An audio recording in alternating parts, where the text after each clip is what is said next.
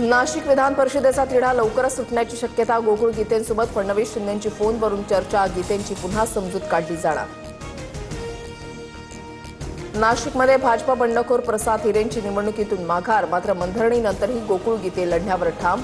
निवडणुकीमध्ये कौल माझ्या बाजूनं. महायुतीच्या उमेदवाराला पाठिंबा दिल्यास मतदारांचा घात होईल, गीतेंची भूमिका. उपमुख्यमंत्री शिंदेंनी शिवसेना मंत्र्यांची बैठक बोलावली. उद्या नंदनवनवर बंगल्यावर बैठक होणार. नाशकातील बंडखोरीवरून सेना मंत्र्यांमध्ये नाराजी असल्याच्या चर्चा. कोकण विधान परिषद बिनविरोध होणं संशयास्पद. घोडे बाजाराच्या चर्चांना वाव. स्वतःला वरिष्ठ नेत्या समजत सुनेत्रा पवारांचं नावही घेतलं नाही. महेंद्र दळवींची सुनील तटकरेंवर टीका. तर अशा वक्तव्यांना महत्त्व देत नाही, तटकरेंचं प्रत्युत्तर.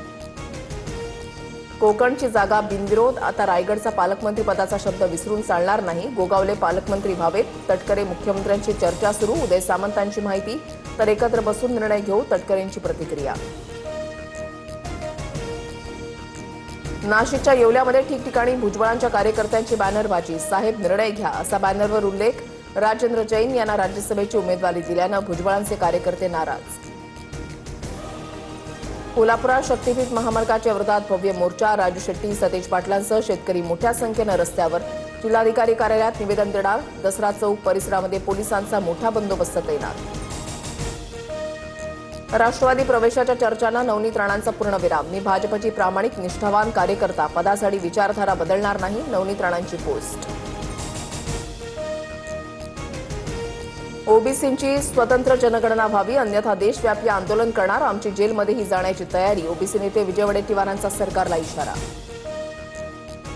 नागपूर जिल्हा परिषद कार्यालयाबाहेर मनसैनिकांचं अर्धनग्न आंदोलन. विद्यार्थ्यांच्या गणवेशासाठी मिळणाऱ्या निधीमध्ये कपात केल्यानं मनसे आक्रमक.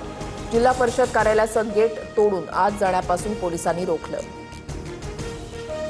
अब्दुल सत्तारांना धक्का. छत्रपती संभाजीनगर जिल्हा मध्यवर्ती बँकेच्या निवडणुकीमध्ये मुलगा समीर सत्तार यांचा अर्ज बाद. कन्नडच्या आमदार संजना जाधवांचाही अर्ज अवैध ठरला.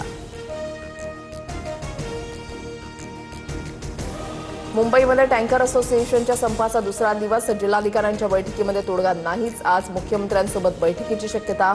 संपामुळे बांधकाम व्यवसायाला फटका. पुढील 2 ते 3 दिवसांमध्ये राज्याच्या आणखीन काही भागात मान्सून दाखल होण्याची शक्यता. कोकणामध्ये पावसाचा येलो अलर्ट. विजांच्या कडकडाटासह पावसाचा अंदाज. तर चंद्रपुरात उष्णतेच्या लाटेचा इशारा. बदलापुरात मनसे पदाधिकाऱ्याला कारनं उडवलं. राजेश शेटे गंभीर जखमी. कार चालक फरार. उड्डाणपुलावर शेटे विरुद्ध दिशेनं दुचाकी चालवत होते.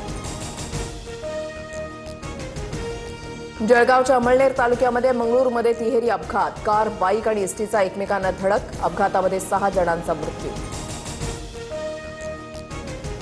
बेळगावात मुसळधार पावसाचा हाहाकार. बैल हिंगोळ. सवदत्तीमध्ये पुरात वाहनं वाहून गेली. रस्त्यावर दुचाकी पकडण्यासाठी चालकांची धावपळ.